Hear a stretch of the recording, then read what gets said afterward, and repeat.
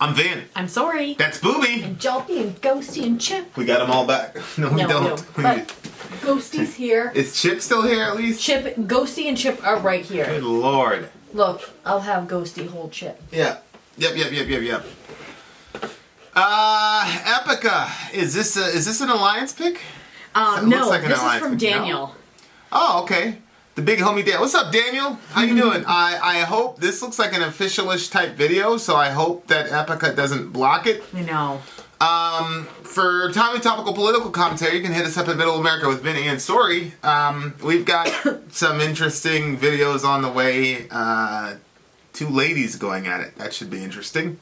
That's happening pretty soon.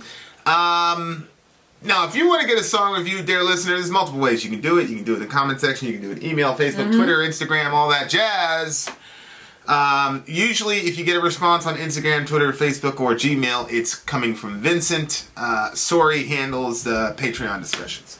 Okay, and so one way to do it is $1 at the gate. You get into an alliance. Alliances are really cool because you get dragged into a subculture. The subculture is really the cool thing about the alliance. Yeah, I agree with that. There's a Discord server and all that. Giant rabbit hole. Pretty cool communities. Really, really cool stuff. And then the other way, which is what our good friend Daniel used, is what we call the Disney Fast Pass or the $75 Patreon tier, which gets you bumped right up to the head of the line. Now, currently, as I'm speaking, it is Sunday the 23rd of February, and so on the 29th is the last day we'll be taking $75 requests. After that, it goes to March, which is $125 after that.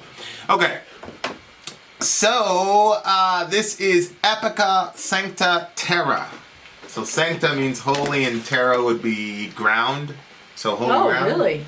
Oh, I'm assuming. Interesting. You know, like terra firma? Yeah. Okay. Sancta, Terra, Epica. Let's do it. Okay, go. Give it up the floor! Floor? Yeah, Floor! she's covering this. Huh? Yeah, that's why I picked this one.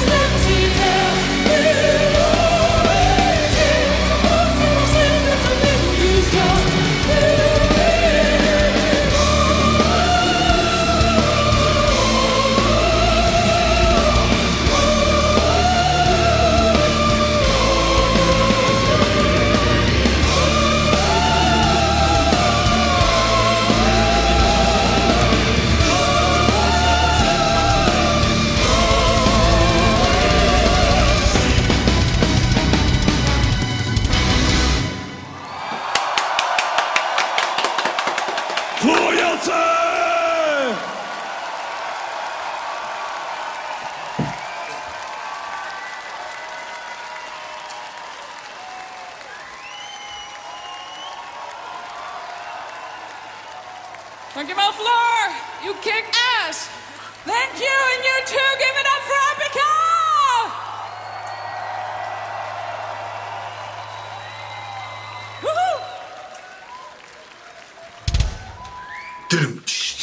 Woohoo! Okay, so this was Epica, and Floor was featured in it. Featuring Floor. Yep. I knew it had Floor in it. That's why I picked. Daniel has like a whole list of songs, and then he lets me pick which one I want to react to. So it's a collab.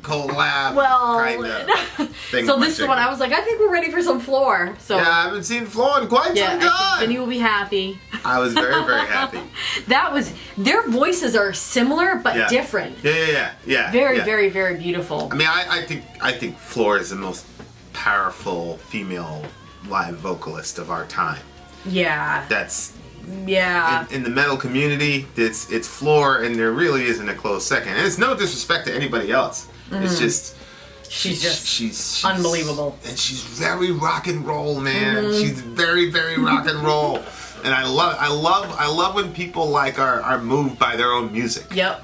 I really, really, really, really love when people are moved by their own music. Like, I love it when they enjoy. Like, there was one clip of the guitarist, he was like going for it. The part wasn't really that heavy, but all those people there, Floor being on stage, it must have like pushed him to a certain like beautiful, beautiful stuff.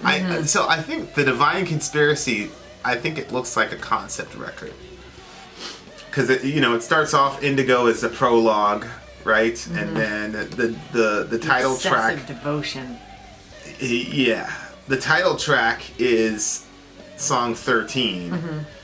Safeguard to Paradise, da da da da, embrace the Smothers.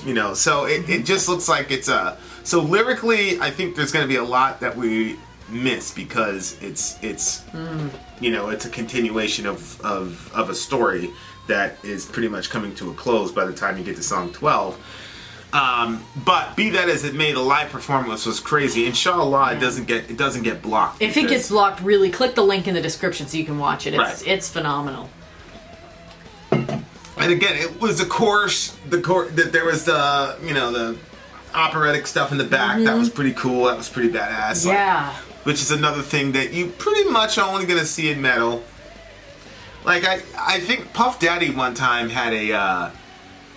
P. Diddy, as people call him, but he had covered a Zeppelin song, and then on the MTV Music Awards or award show or whatever, he had a full orchestra in the back to do his song, but he was covering it was a Zeppelin song cover, so it was still a metal song. That was, you mix the opera stuff with metal. I actually remember years ago. You remember our friend N? No. Yep. You were like, her vocal, I literally to this day have never heard her sing, but you're saying like she's phenomenal, just unbelievable singer. And I remember you saying she could be in a metal band, and I was like, but I thought you said that she sang like kind of opera-ish. And I was thinking like, where does opera even fit in 2000 whatever year it was? Yeah. But now that I seen a lot of metal and stuff, I'm like, yes, absolutely. There's this mix. I just didn't think the two of them could mix. Yeah. But it is real. Ooh, I love the mixture of the two. She could have 100%. She could have. I wish I could have heard her. Yeah, it's weird. So much like situations where it's like, man, in a different universe, you would have been massive. But that's too bad that she didn't. It is what it is. But okay, so the other thing that I liked was like, I don't know, like with rappers, it's kind of a thing. Like even if you're friends with somebody, when you get on the same track as them, like you want to have the best verse. So like right now, I'm trying to get this other guy to jump on a verse of a song that I did, and like he's like, yeah, because I did pretty well on that verse. But like, and it's not anything bad. It's no animosity or whatever. But like with this, it just seemed like they weren't trying to compete with each other.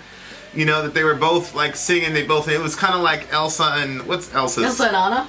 Is that her name? Anna. Yeah. Yeah. It was like an Elsa Anna vibe. Like I don't know. I just feel it's. I thought hard. It was cute. Yeah. It's very hard, and a lot of it is because I've watched how things have gone for you. Like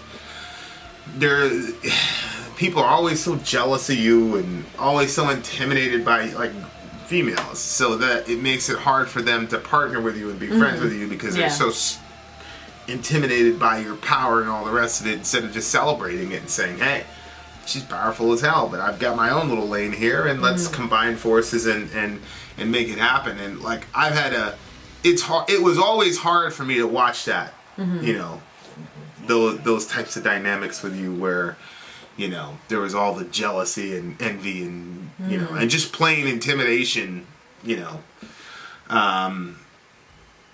And the thing is, like, even in this forum, like, people don't really realize, can't even see, like, your actual power.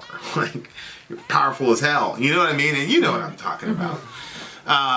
So anytime I see, like, two women get together and do something like that, and one is clearly, you know, a bigger, larger-than-life figure than the other, but there's no insecurity, at least that I could see. There's no insecurity. They were just going for it, and they were kind of like sisters. Like, that to me was like, whoa, it was very encouraging. At the same time, it made me sad because I had all this Rolodex of situations of, you know, petty, small, you know, jealous, you know, whatever. Yeah.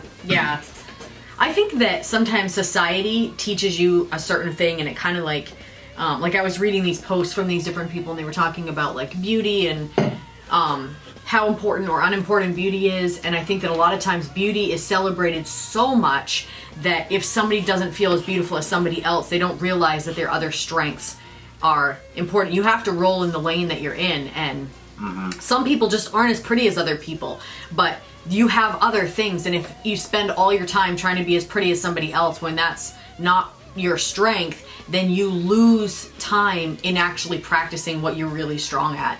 And I don't know if every society, I feel like not every society would celebrate beauty as much as like our society does. I mean, I would think that if you were, I don't know, in some tribe or something, being very beautiful is not the main thing. It would be like your strength as a person and your ability to survive and stuff like that. But beauty is really, or do you think beauty is always? No, I just think that's going to be the highest. It's always going to be a universal value. But I don't think that was the only reason that girls were like that. Oh, I don't think that was only it either. You were just a 10 on. You were just a 10 across the board on everything.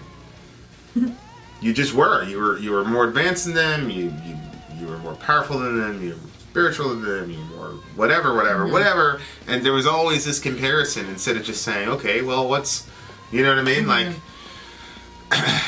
you know. So I think like Floor, I think is to me obviously the more talented of the two, but Floor didn't go out of her way to show that, and the other one was just like, you know, she was rolling with her thing and doing her thing, and she was good. And I just love that type of energy. I love that sisterly energy that those two had in that moment. It was like, yes, this is what we need to do, you know. And they both of them have amazing stage presence. Like Floor, obviously everybody knows how I feel about Floor's stage presence, but Homegirl, I got to figure out this girl's name because people are gonna. I know it's her band, right? Well, I don't know if it's her band, but anyway, like she's got some pretty epic stage presence herself. So like it was pretty cool to watch them both together. Yeah, but I mean, Floor is definitely next level. I really liked this girl's red hair though. I thought that was really pretty in the lighting and stuff like that. But yeah, I think that Floor is just Simone Simmons is her name. Simone Simmons. There you go. I thought during the song itself that Simone seemed very like she was doing her own part. I felt like Floor was like, I'm Floor, but I'm also working with you, and this is really cool that we're working together. Yeah. And then at the end, that girl shouted her out and said that she was a badass or whatever. And then Floor said, put it back to her, and the ping pong, I don't know, element of that I thought was cool. So what's the song about? I was actually, again, I think that most of the times I'm not looking at the lyrics. I just like to see I was watching the performance. So it says, a place which I've searched 1,000 times to finally free myself. Forever was never long enough. I will refrain I feel a passion. Why? I think it's talking about like finding that place where you finally, become the next version of yourself.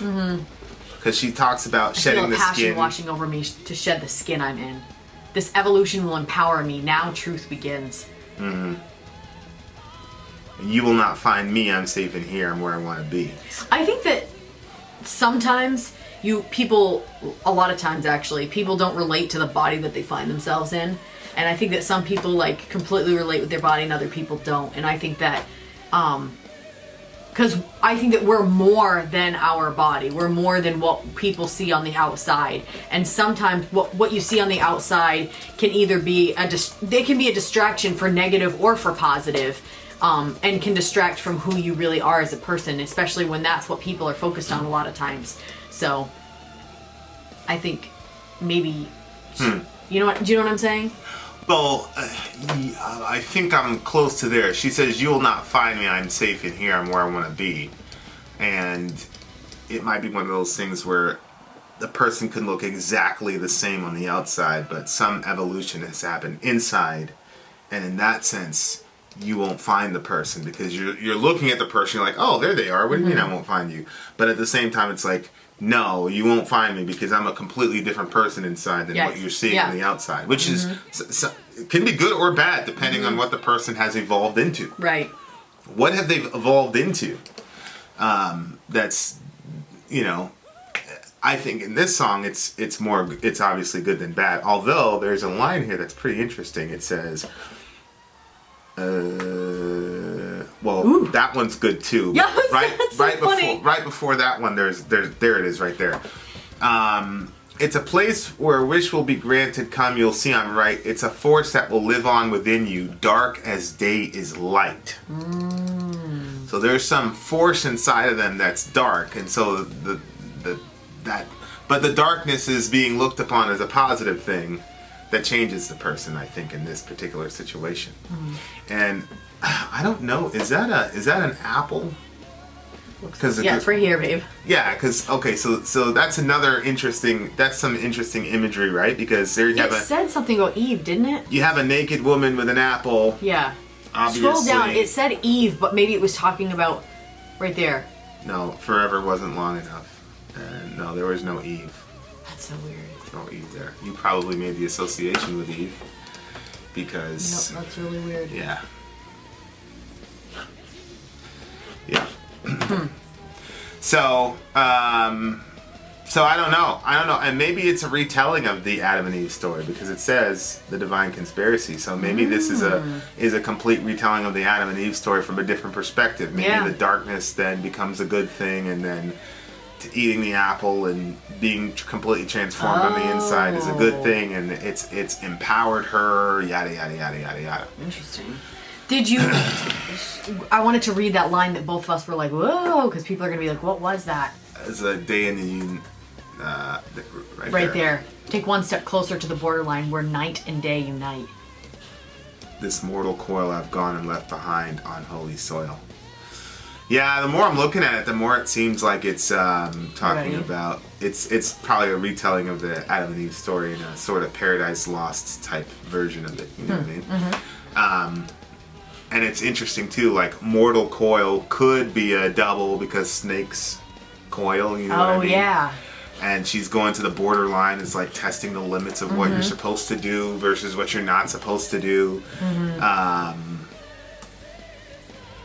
We'll never know all possibilities to protect what is to come, so we have illusions to think freely. Which is interesting because a lot of people look at the whole. That's the divine conspiracy lyric. Yeah, the next line. A lot of people look at God telling Eve not to eat, Adam and Eve not to eat of the apple, as God wanted to keep everybody in ignorance, yada yada yada. When in reality, the point was to not determine good and evil for yourself, but to leave that to God's jurisdiction and recognize your creatureliness. Because things get very, very hairy when we decide for ourselves what good and evil is. You know, really crazy. So.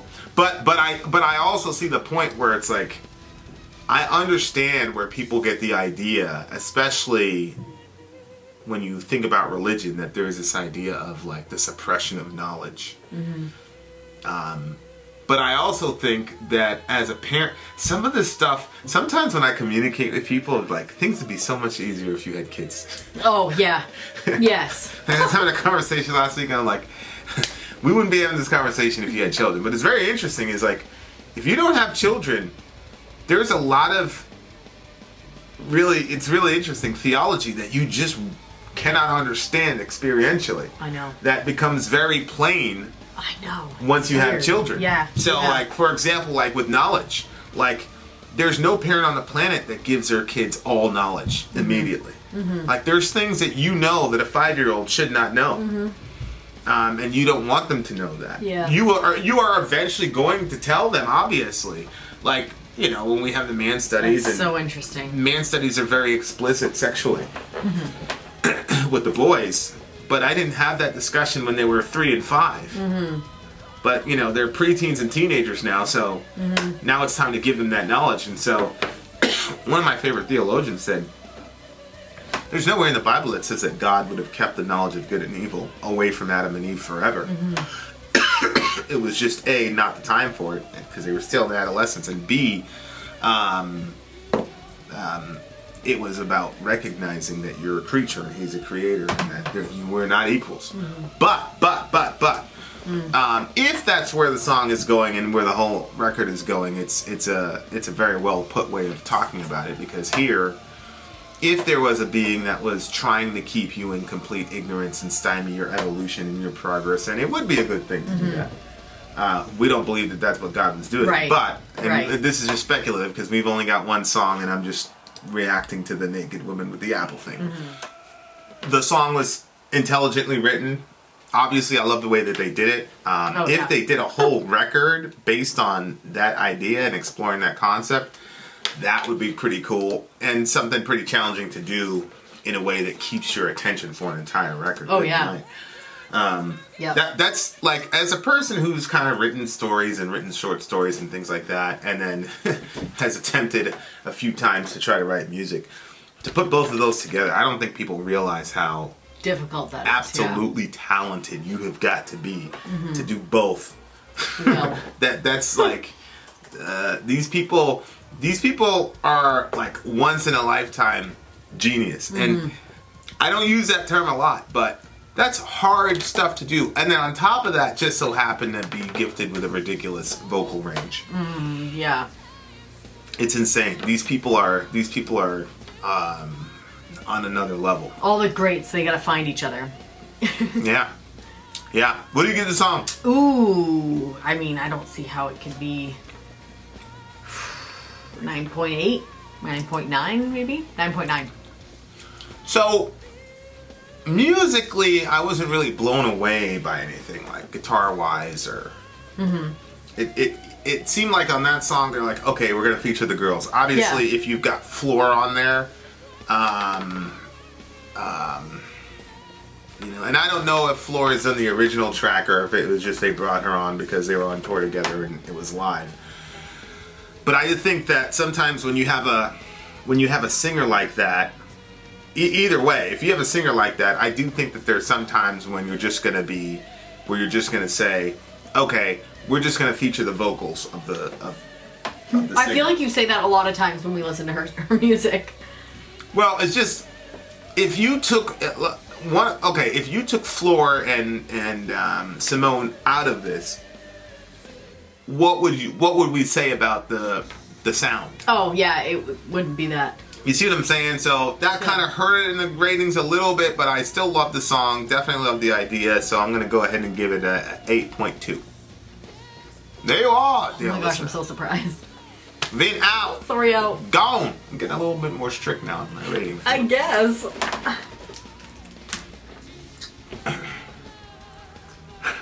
What? It's a dumb.